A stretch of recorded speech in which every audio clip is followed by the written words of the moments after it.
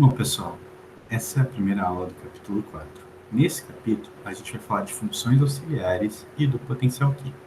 Bom, e o que a gente vai começar a falar neste primeiro vídeo é uma pequena revisão de cálculo, mas não se assustem, tá? Sempre eu falo para vocês, quem integra e deriva aqui sou eu. Mas eu quero mostrar como o cálculo pode ser uma boa ferramenta, tá? Nesse vídeo e em alguns desse capítulo, a gente vai fazer uso do cálculo e eu espero que isso ajude a clarear um pouco melhor alguns conceitos, tá bom? Então vamos falar de que cálculo a gente está falando. A gente está falando de um cálculo chamado cálculo infinitesimal, onde a gente pode calcular variações de alguma propriedade, tá? Então, dada uma função qualquer, que seja uma função de x e y, a variação infinitesimal dessa função ela é dada pela seguinte expressão: a derivada parcial da f em relação à variável x, mantendo y constante, dx, mais a variação infinitesimal da f em relação a y, mantendo x constante, dx. F é a variável que a gente está interessado em calcular. X e y são as variáveis independentes do problema. Se a gente trouxer para a termodinâmica, certo? A gente pode pensar que a F é a nossa função de estado a ser determinada, por exemplo, a energia interna, tá? E x e y seriam as nossas variáveis de estado, variáveis que a gente pode manipular para calcular as propriedades, tá? Então, por exemplo, poderia ser a temperatura e o volume, por exemplo, certo?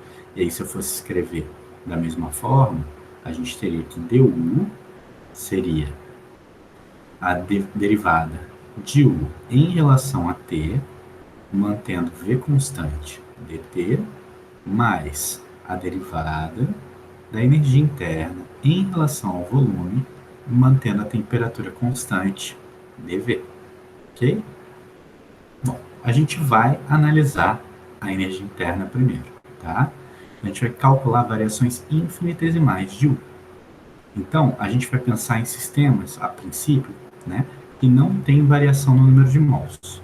Se tivesse variação no número de mols, a gente teria que colocar aqui, por exemplo, ó, T, V e N, por exemplo. Aí teria mais um terminho ali. Mas isso não vem ao caso agora, tá? Então, a gente vai escrever U como uma função de t e v, como que na equação 1, tá? Que é similar ao que eu escrevi anteriormente. Essa derivada aqui a gente já conhece.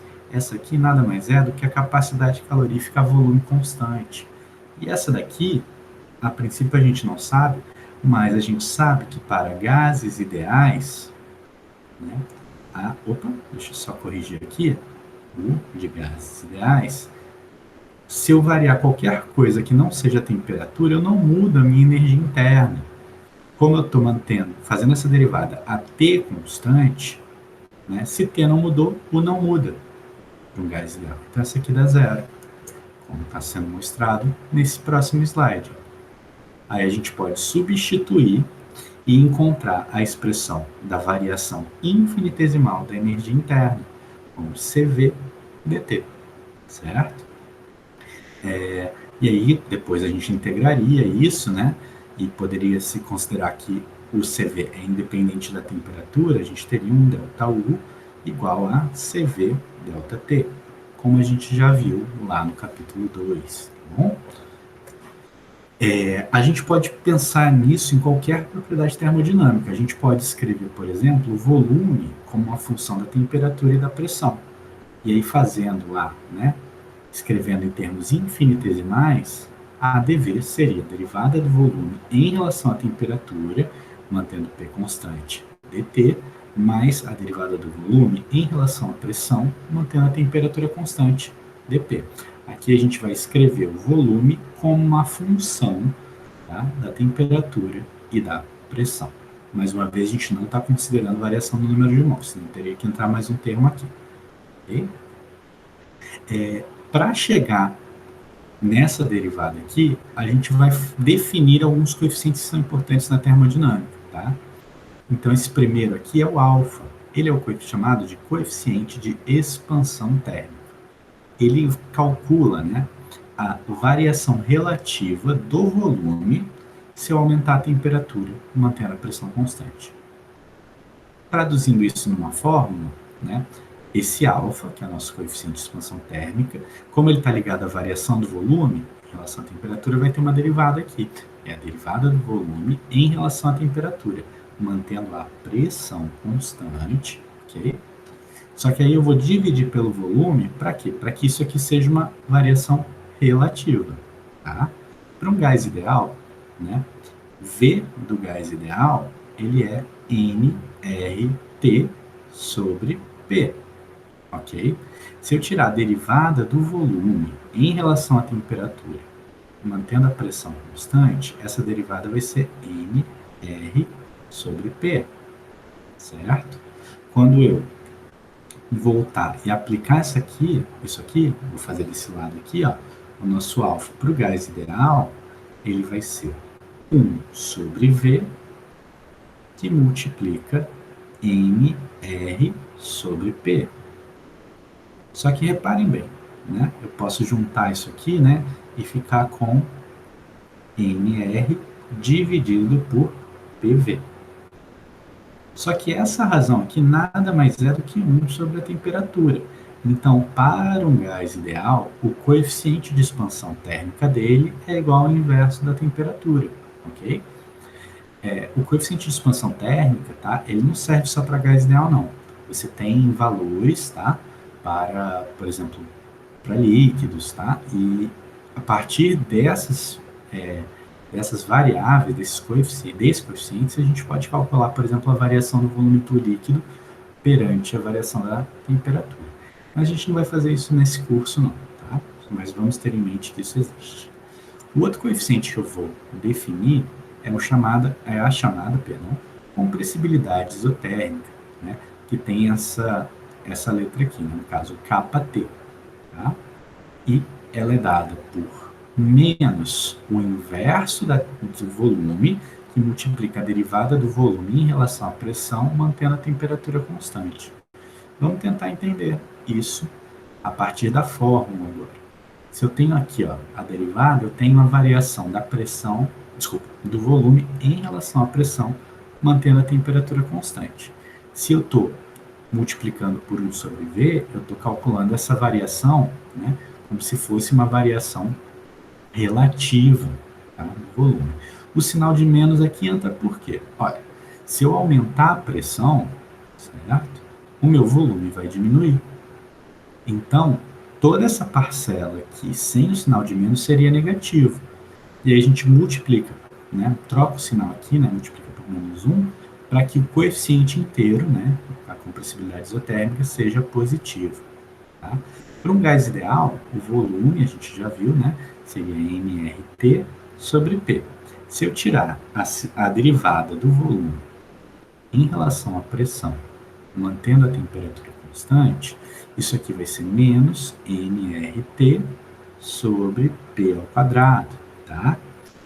Não vou explicar aqui essa derivada, tá? Mas ela está relacionada com aquelas derivadas. Se eu tenho um x elevado a n, a derivada disso, né? A f de x. Então, isso aqui, a derivada de f em relação a x vai ser n, certo? Que multiplica x elevado a n menos 1. Então, o nosso n aqui é menos 1. Falei que não ia explicar, estou explicando, né? Mas tudo bem. É menos 1, então aparece o menos 1 aqui, e aí menos 1 é menos 2. Por isso, dividido por P ao quadrado. Tá? Agora, substituindo, né, no kT, vou fazer desse lado aqui, kT, então, para um gás ideal, vai ser menos 1 sobre V, que multiplica nRT sobre P vezes P. Aí tem um sinalzinho de menos aqui. O menos com menos, certo? Vai dar mais, então vou apagar esse sinal. Agora, PV sobre nRT dá 1, certo? Se PV é igual a nRT, se eu jogar o PV para o outro lado, o que a gente vai ter? 1 igual a nRT dividido por PV. Então, isso aqui vai dar 1. Então, o kT para um gás ideal é 1 sobre P. Aí, se a gente substituir lá nas duas derivadas que a gente tinha aqui, ó, vai ser V vezes alfa dt mais a segunda derivada, ó, vou jogar V para lá, vai ser menos kT vezes V. Tudo isso multiplicado por dP. Eu posso tirar, então, ó, o V em evidência desse lado e a gente chega exatamente na expressão 8. Okay? Posso jogar o V para o outro lado e substituir meu alfa por 1 sobre T, para falar de um gás ideal, e o menos kT, certo? Por, aliás, o kT por 1 sobre P, também falando de um gás ideal. E aí a gente chega na equação 9. Então, deixa eu escrever a equação 9, dV sobre V é igual a dt sobre T menos dP sobre P. E eu vou integrar essa equação. Eu vou integrar o volume, tá? De um volume inicial até um volume final. Eu vou integrar minha temperatura de uma temperatura inicial até uma temperatura final. E eu vou integrar a minha pressão de uma pressão inicial até uma pressão final. Quando a gente tem, aqui seria P. Quando a gente tem essa integral desse tipo aqui, né, da integral de dx sobre x, a resposta vai dar o ln, né, do final dividido pelo inicial. Então, essa daqui vai dar ln do volume final sobre o volume inicial, vai ser igual, então, ao ln da temperatura final menos a temperatura, dividido pela temperatura inicial, menos o ln da pressão final dividido pela pressão inicial, ok?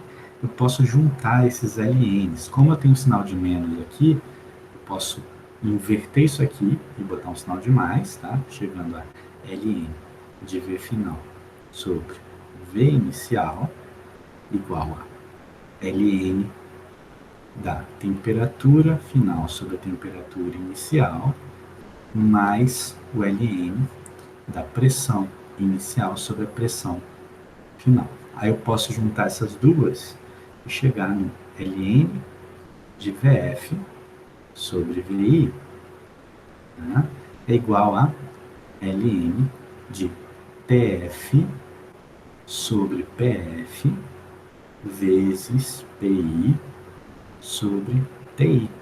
Aqui eu posso cortar os ln's, tá?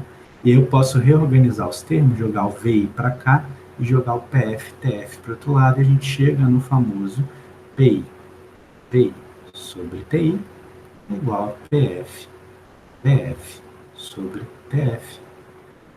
O famoso pivot povotó, né? Como a gente já viu anteriormente. Tá? Aqui está o passo a passo, né, no slide, tá? Eu resolvi fazer com mais calma ali. E é isso que a gente tem para esse primeiro vídeo. Tá?